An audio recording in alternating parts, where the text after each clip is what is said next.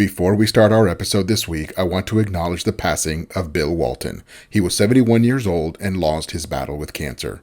Bill Walton is absolutely one of the greatest players ever. He was the 1978 league MVP, and in 1977, he led the entire NBA in block shots, rebounds, and won the Finals MVP when he led the Portland Trail Blazers to their only championship. However, he was often injured. His feet simply could not hold up to the pounding required by a professional basketball player. He was in the NBA for 14 seasons as a player, but he played less than 6 seasons worth of games. He played 60 games or more only 3 times in his entire career, and he won the championship in 2 of them. In addition to his 1977 championship with the Blazers, he joined the Larry Bird Celtics and helped them to win the 1986 championship and won 6th Man of the Year for his efforts. A famous fan of the rock band The Grateful Dead, he also went on to an incredibly successful broadcasting career. He loved the game and he loved talking about it. He was generous with fans and always had a smile on his face. And there was one thing I want to be very clear about. While he was often injured, when he was healthy, he truly was one of the most unstoppable players around. It's just a shame that he was not healthy more often. Bill Walton will be missed. And now on to today's episode.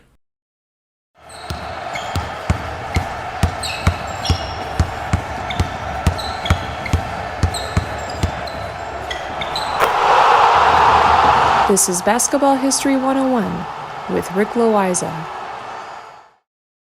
Welcome back to award-winning Basketball History 101, part of the Sports History Network. I am your host, Rick Loayza, and this is the podcast where we bring to life some of the forgotten stories from basketball history. We are bringing old school basketball to a new school audience. And today we bring you the story of the National Basketball League, or the NBL. This league is not to be confused with the NBA. Those are 2 completely different organizations. The NBL started play in 1937, while the NBA did not start until 1946.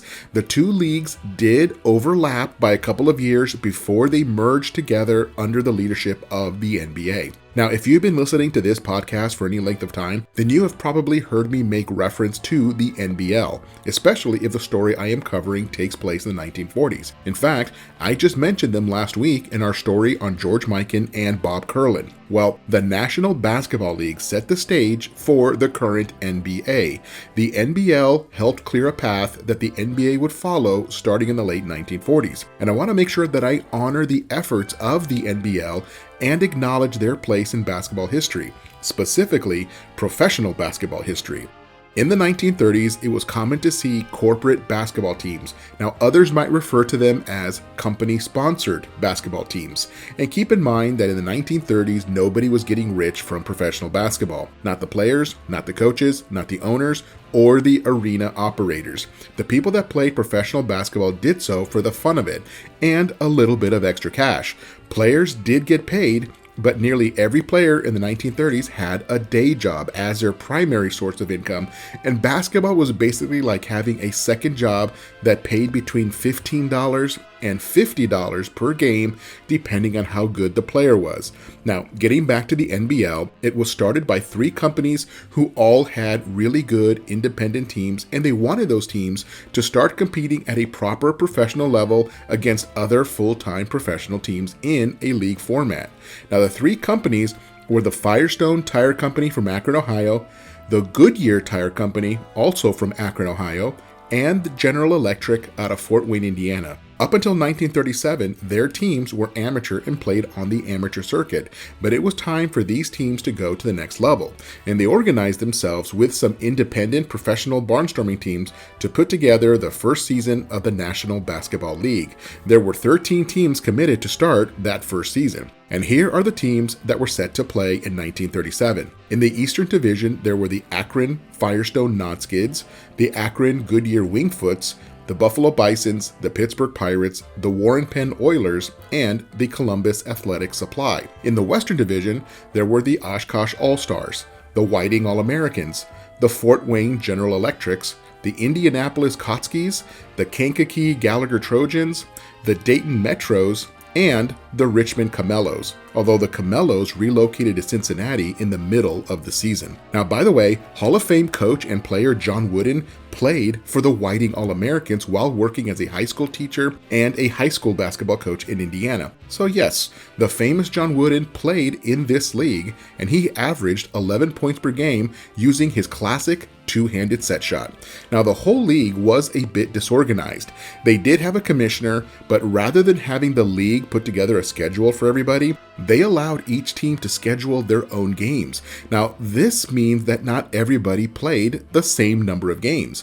The two Akron teams played 18 games each, while the Fort Wayne team played 20 games. And at the other end of the spectrum, Buffalo only played 9 games and Cincinnati only played 10 games. But we have to give the league some leeway.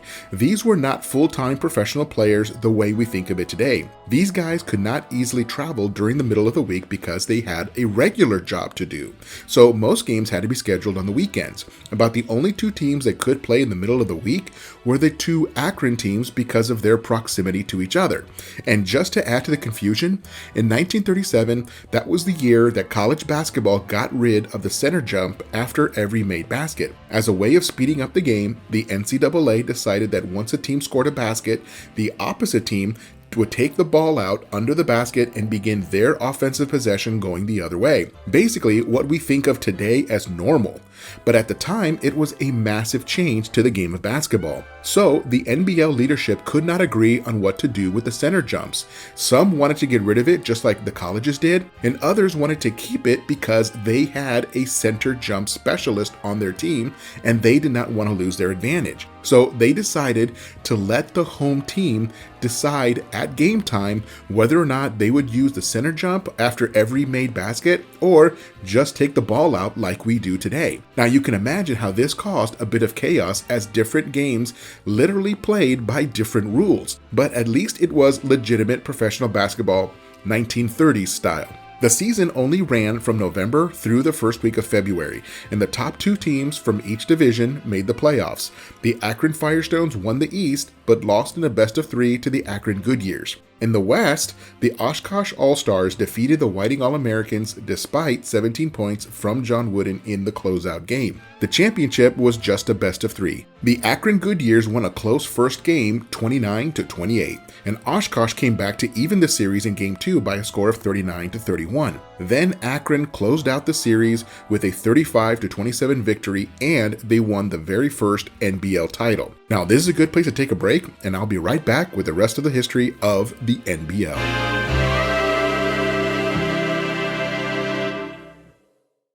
This podcast is part of the Sports History Network, your headquarters for the yesteryear of your favorite sport. You can learn more at sportshistorynetwork.com. At the Sports History Network, we're all about sports yesteryear, and so we're so pleased to introduce you to Row One, an online memorabilia gallery and shop that brings your sports history to life anywhere. The Row One gallery includes over 5,200 gorgeously reproduced prints of team posters, game program covers, game tickets, advertisements, and more in baseball, pro and college football, pro and college basketball, and more. And any gallery item may be printed in a variety of sizes on wood, metal, canvas, acrylic, or poster paper. And in Row One shop, check out the thousands more of unique items with the retro and historical designs dating back to 1876, including t-shirts, long sleeve shirts, phone cases, mugs, blankets, pillows, towels, and even shower curtains. Go to sportshistorynetwork.com, ROW1, for access to the full Row One catalog and for gallery prints and gift items, plus get a 15% discount off all prints on the Row One Pictorium Gallery with coupon code SHN15. Follow the link on the show notes.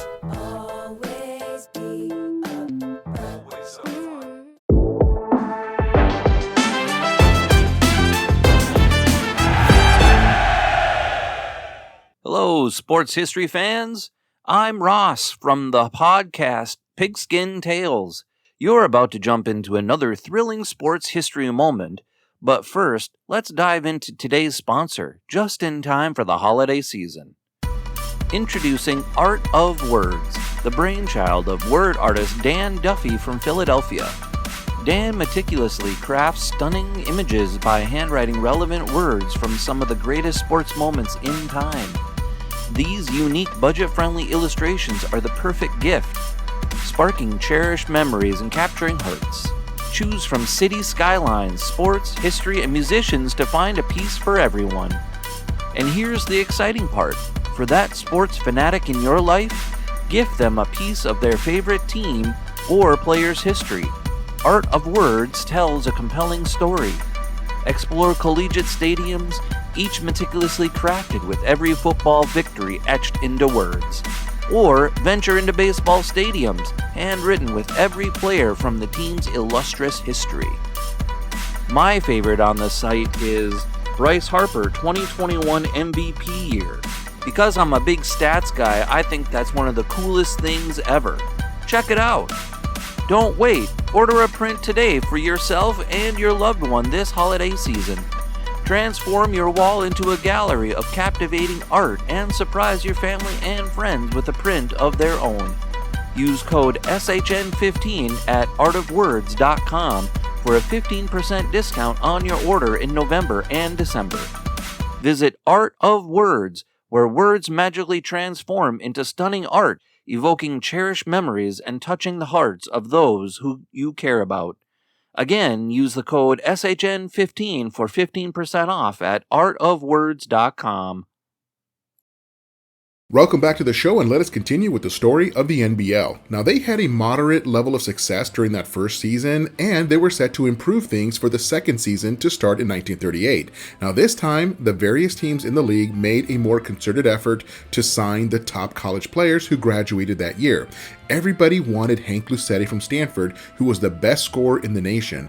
However, Lucetti decided to stay amateur and play for an AAU team. Now, for that second season, the league dropped from 13 teams down to 8 teams. Actually, 6 teams left the league and then 1 joined the league for a net loss of 5 teams. Now, this was actually not a bad thing. The teams that dropped out were the weaker teams financially speaking. The teams that remained had more support from their companies and were ready to play a full season. And the league got their schedule together and everybody played 28 games that season to get the schedule even. The play was better and the league was starting to resemble a legitimate professional outfit. At the end of the second season, the Akron Firestones defeated the Oshkosh All-Stars 3-2 in a best-of-5 series. Now, let me fast forward to the fourth season, where the league shrunk to just 7 teams. Therefore, they got rid of the division separation and everyone played in a single division. Detroit replaced Cleveland and things began to look up, but that did not last long. By 1942, the league had shrunk even more to just 4 teams.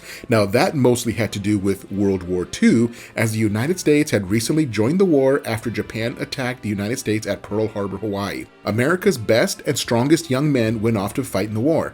In other words, as far as the league was concerned, there was a shortage of good players and many had joined the United States military. The 2 teams from Akron, the Firestones and the Goodyears, had to shift gears and throw all of their resources into the war effort. Sponsoring a basketball team was no longer a priority. In fact, when the United States joined World War II, there were a whole lot of things that were no longer a priority, especially sports. The 4 teams that stuck around in the NBL were Fort Wayne, Sheboygan, Oshkosh, and Chicago. And this is when the NBL became the league for the Midwest, as all 4 teams are located in Wisconsin, Illinois, and Indiana. Now, in 1945, after World War II was over, the league was able to expand back out to 8 teams and 2 divisions, and basketball started to become more popular as it served as quality indoor entertainment during the cold winter months of the Midwest. At this point, the NBL had 2 teams that still exist today. The Fort Wayne Pistons are now the Detroit Pistons, and the Rochester Royals are now the Sacramento Kings. The teams of the NBL were no longer company sponsored. Those teams disappeared during the war and did not come back after the war. The teams of the NBL were now independent professional basketball leagues with no ties to a sponsoring company. The league had transformed during those war years. The fact that the league even survived the war was absolutely incredible. By 1947, the league also added a new team called the Minneapolis Lakers. Now, technically they were not a new team, as the owners purchased the rights to the failing Detroit Gems and relocated that team to Minneapolis. Now, the league had 11 teams, and they had some of the best players around, like Bob Davies, Al Servey, and Red Holzman from the Rochester Royals. Royals. The league also had George Mikan, Jim Pollard, and Vern Mickelson from the Minneapolis Lakers. The league was in a position now where they were attracting some of the best players from college each year, strengthening the level of competition and bringing in known players who were superstars at the college level. The fame that guys like Mikan and Davies brought to the league helped the entire league. Ticket sales were up, so you would think that the league was on solid financial footing, but they were not. In order to attract these big-time players from the college ranks, the teams had to pay increasingly larger salaries, and the teams were not always able to recoup their investments through ticket sales. Most of the arenas in the NBL played anywhere from 2,000 to 4,000 seats in capacity. This was just not enough seats to support the larger salaries that the league was beginning to hand out. But in 1948, the league suffered an enormous blow. Their two best teams, the Minneapolis Lakers and the Rochester Royals, left the NBL and jumped to a new league out of the East Coast called the Basketball Association of America, or BAA. That BAA is today known as the NBA. The NBA recruited the stronger NBL teams extremely hard. The NBA was desperate to have guys like Mikan and Davies join their league. They convinced them to jump leagues by reminding them that they would regularly play in super large arenas like Madison Square Garden, Boston Garden, and Chicago stadiums. These three arenas sat over 14,000 people each, meaning that they could make a lot more money in ticket sales if they jumped to the NBA, and that was all they needed to hear to make the leap. It completely devastated the NBL. How are they going to survive without some of their biggest stars and their best known teams?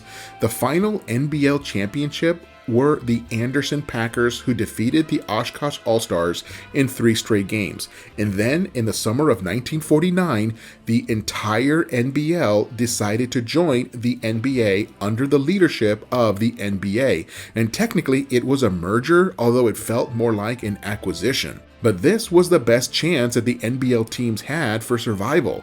The NBA was quickly becoming the stronger league, and joining them made financial sense. And this is how the NBL technically ceased to exist as its own basketball league. And most of their teams went out of business within the first couple of years of joining the NBA. However, the history of the NBL is not gone forever. 4 of those former NBL teams still exist today in the NBA. Those 4 teams are the Atlanta Hawks, the Detroit Pistons, the Sacramento Kings, and the Los Angeles Lakers. All 4 teams started out in the NBL before jumping to the NBA. The Atlanta Hawks started out as the Tri-Cities Blackhawks. The Detroit Pistons originally started out as the Fort Wayne Zollner Pistons. The Sacramento Kings started out as the Rochester Royals. And the Los Angeles Lakers started life as the Detroit Gems.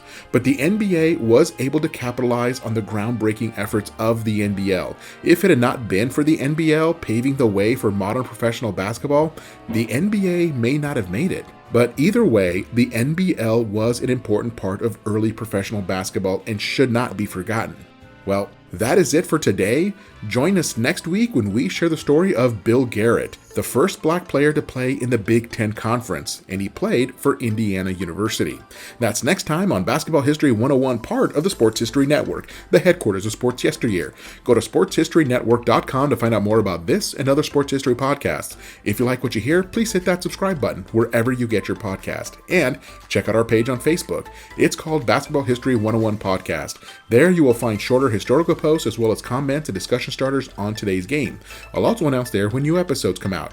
I want to thank my producer and editor, Jacob Loayza. Join us each week as we continue to mine the history of basketball for more great stories from the past. Take care and see you soon.